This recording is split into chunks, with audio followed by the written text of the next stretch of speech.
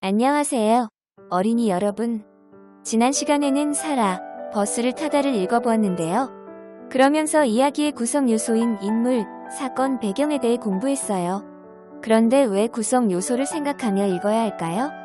네, 맞아요. 이야기의 구성 요소인 인물, 사건, 배경을 이해하면서 읽으면 이야기 전체를 즐길 수 있게 되어 줄거리나 주제를 잘 이해할 수 있어요. 그리고 이 과정에서 재미나 감동을 느끼며 작품을 보다 깊이 감상할 수 있고요.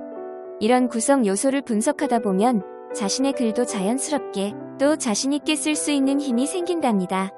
미술 시간의 참고 작품이나 친구들의 아이디어 나눔을 통해 우리 친구들이 생각을 더해 완성하는 것처럼 더 잘 이해하여 작품의 개성을 높이는 것과 비슷한 이치예요. 오늘 수업은요, 이야기에 등장하는 인물들의 말과 행동을 통해 인물의 성격을 짐작해보려고 하는데요. 그러기 위해 먼저 우진이는 정말 멋져 이야기를 읽고 내용을 확인하고요. 그리고 이야기에 나오는 등장인물이 한 말과 행동을 살펴보면서 성격을 짐작하는 방법을 알아보도록 할게요. 그럼 학습 주제를 큰 소리로 읽어볼까요? 인물의 성격을 짐작하며 이야기 읽기입니다. 네, 모두 잘했어요. 이번에는 색연필이나 색볼펜을 준비하여 읽기 자료에 밑줄을 그으며 읽어볼게요. 우진이는 정말 멋져에 나오는 등장인물에 먼저 동그라미를 그려볼까요? 그런 다음 등장인물이 한 말에 밑줄을 그어보세요. 너희 뭐해? 또 공기놀이 하는구나. 우와, 유나 공기 되게 잘한다와 같이 문장의 시작과 끝에 큰 따옴표가 있는 부분이 등장인물이 하는 말이에요. 그래서 찾기가 쉬워요.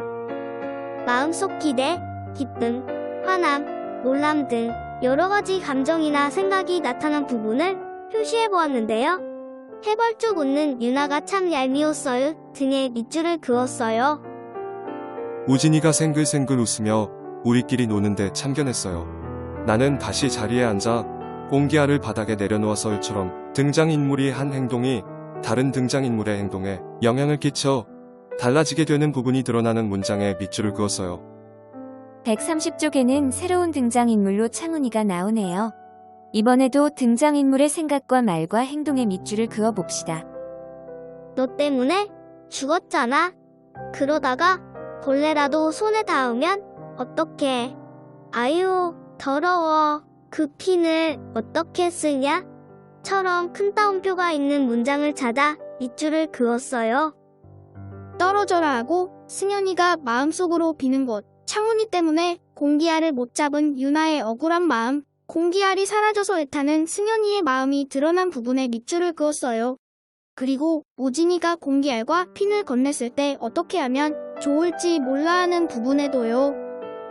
그것도 장식분, 창훈이는 미안하다는 소리 대신 혀만 쏙 내밀고는 휙 도망가 버리는 거죠. 나는 유나 입에서 벌레라는 말이 나오자마자 사물함 밑으로 반쯤 넣었던 손을 얼른 뺐어요. 우진이는 공기알과 나비핀을 손에 들고 먼지를 툴툴 털어냈어요. 이렇게 등장인물의 행동이 드러난 부분에 밑줄을 그었어요. 등장인물이 한 말, 생각, 행동이 다른 등장인물들에게 어떻게 영향을 끼치는지 잘 살펴보았나요? 이야기가 마무리되는 부분이에요. 장면이 어떻게 연결되는지 계속 살펴봅시다. 너 왜 자꾸 여자애들 괴롭혀? 아까의 일도 지금 일도 얼른 사과해. 너 지금 사과 안 하면 선생님한테 다 이를 거야. 문장에 밑줄을 그었어요. 나는 아까 우진이가 주려고 했던 머리핀이 자꾸만 생각났어요. 우진이는 생각하면 할수록 참 멋진 아이예요. 이런 우진이를 어떻게 안 좋아할 수 있겠어요? 등에 색연필로 표시하였어요.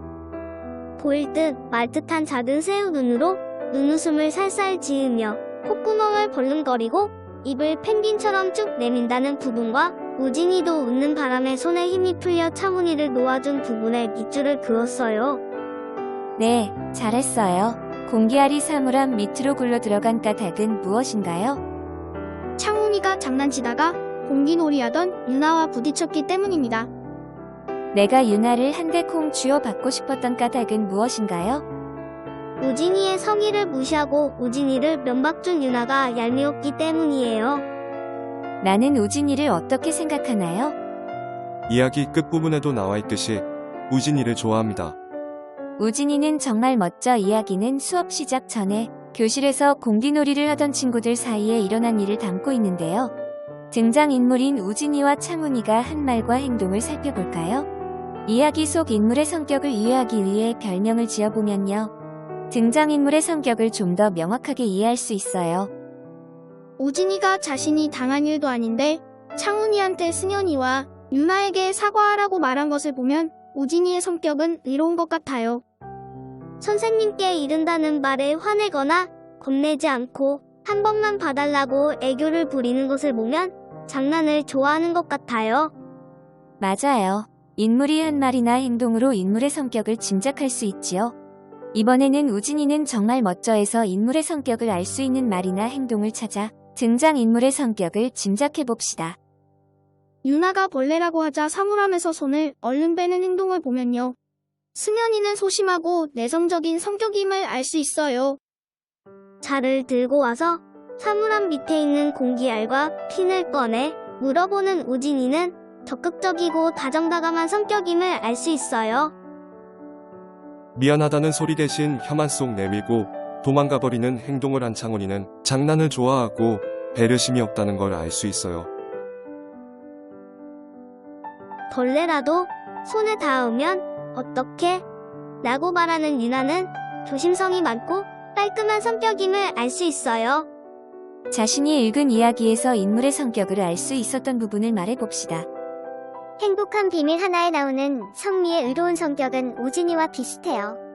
다른 사람의 마음을 헤아리지 못하는 유나의 성격은 비오는 날의 영란이와 비슷해요.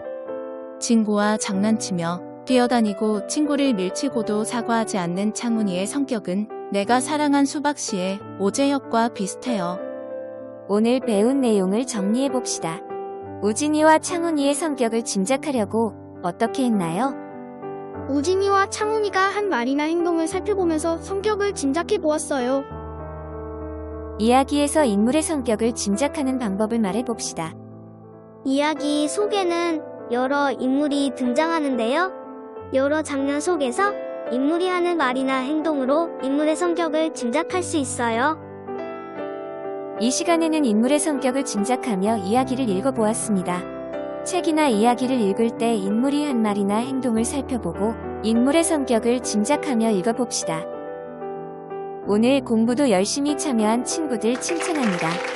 이야기를 읽을 때 인물의 성격과 비슷한 성격의 인물이 있는지, 어떤 점이 비슷한지 비교하며 읽어보세요. 그럼 다음 시간에 만나요.